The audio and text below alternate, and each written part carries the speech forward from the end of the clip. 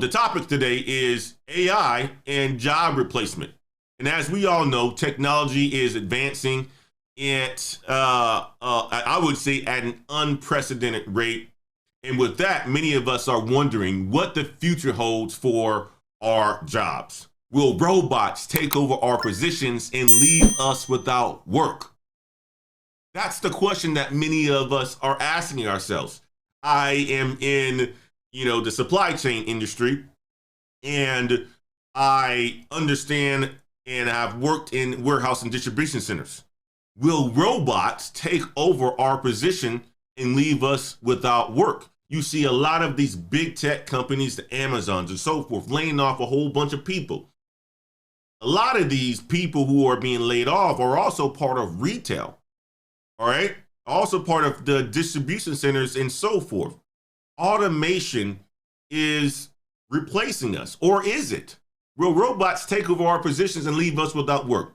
This is a topic that's been debated for years, and today we're going to dive into it and try to understand what it all means. Today is going to be a call-in show opportunity as well, so I want to get your feedback and let's have the discussion. We'll be discussing the potential impact of AI on different industries and how we can prepare for the changes that are coming. We'll also be talking about the benefits that AI can bring and how we can harness its power to create new opportunities. I'll give you some examples of that today myself.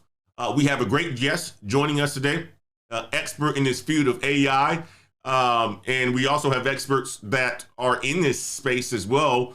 Dr. Dix that may be calling in today to talk about job replacements because that's his field of study and he's the expert in there. And we'll be taking your questions throughout the stream as well. So sit back, relax, and let's dive into this important topic.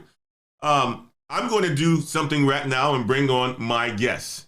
And what we're going to do here is we're going to discuss what his thoughts are regarding this topic. And I'm going to kick it off with one article, but let me bring on my guest and let him introduce himself and tell you a little bit about his background and what he's seeing and what he's doing, and then we'll dive into the topics. What's up, Ladder Climbers? It's Antoine Wade. I wanted to interrupt this video to talk to you guys about Course Careers. Course Careers is the place that you guys need to go if you have a high interest into tech sales. They will help you gain the skills that you need so that you can enter the tech sales world to make a whole bunch of money. Tech sales salaries early on is about $60,000, guys. That's a good salary. And with OTEs, you can make anywhere from $85,000 to $90,000. If you have an interest in tech sales, check out Course Careers, link in the description. And don't forget to use Antoine50 so that you can get a $50 discount off of Course Careers. See you guys in tech sales. And we'll jump right into it. Brother AI Me, how you doing today, sir? I'm great. How's everybody doing today? How are you doing today? And I know you enjoyed your family. I did the same thing. Just enjoyed my family this morning too. So absolutely. That's important. It's kicking the day off, starting the day off on the weekend, enjoying the family because we don't get that opportunity to do that a lot of the times during the week, brother AI Me. Yeah. So yeah, I enjoyed my family and enjoyed everything. Spent time with the boys and played around and all that good stuff. So, Good stuff. So tell everybody a little bit about yourself before we get started in the show, man. Okay. Myself, I basically went to school, bachelor's in chemical engineering, master's in civil engineering. Finished all that. Did a stint in private industry for a couple of years as a chemical engineer and a data analyst. Then worked in certain field in nuclear weapons as a data scientist with nuclear weapons. Then work with certain government agencies with certain key words, working with AI, satellites, and all that good stuff.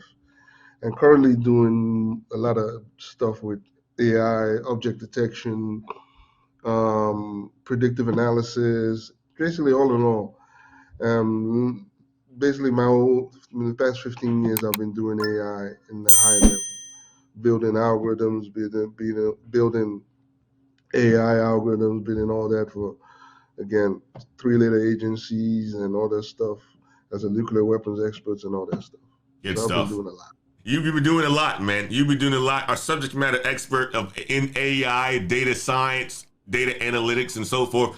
And this is the gentleman.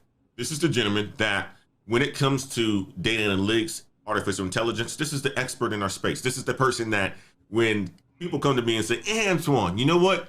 In my career, I want to go down the data analytics role, or I want to go down the data science role, or have an interest in artificial intelligence." This is the person that I push people to. Our brother, Engineering Cannabis, also known as AI Me and so forth, connect them, and he basically takes them and gives them the background. We've done a video early last year. It's probably about a year old by now. And that video got so much interest because a lot of people are interested in data analytics and so forth. And it is a career that you have a lot of opportunities, starting off from data analytics to, growing up to becoming data science, to diving in artificial intelligence and all sorts of cool stuff. And this is the gentleman who has done that within his career and has the knowledge to guide people in the right direction. But let's talk about this. We have 2 articles, and I want Brother AI and me to start off with giving his thoughts on it. I'm going to do my best to summarize the article, and then after that, we're going to give him an opportunity to speak on it. And then what we'll do after that, I'm going to let Brother AI and me just take it and run with the show, coming up with any ideas that he's thinking about of job replacements and AI, and if there's a concern, if there's not a concern, the potential uses of it. And I'm going to add my feedback to it as well, but I'm also going to give ourselves an opportunity to hear from you as well too, guys. So starting off with article number 1. Okay, in a recent interview, Sam Altman, the CEO of OpenAI, you guys have heard about OpenAI, ChatGPT, basically the company behind ChatGPT is OpenAI. And he was asked about what he viewed as the best and worst case scenarios for artificial intelligence. And Altman said that the best case for AI is so good that it's hard to imagine. And it has the potential to bring abundance, resolve deadlocks, and to improve all aspects of reality. However, he also said that the worst case scenario is lights out for all of us. Yeah, it really is good. He's going to really try. He's trying to go to the worst case scenario. No. Well, yeah, there's a bad and before that, EC, one second, let me finish that, right? And I'm laughing on that because of the fact that he says he is more worried about the short-term accidental misuse of AI. And he emphasized the importance of AI safety and the alignment work, and called for more to be done in this area. And he's saying that, a lot of experts have raised concerns that ChatGPT could be used for malicious purposes such as scams, cyber attacks, right? Cybersecurity is going to blow up even more now because people have the ability to use tools like this to conduct cyber attacks. Spreading of misinformation, that's a big one, and enabling plagiarism, right? But Altman dismissed the concern of plagiarism, right? So give me your thoughts on this, AI Me, right? I know I said a whole bunch, and I'll say this, right? Give me 1 second. OpenAI, the company behind ChatGPT, put something on the market that I'm super fascinated with.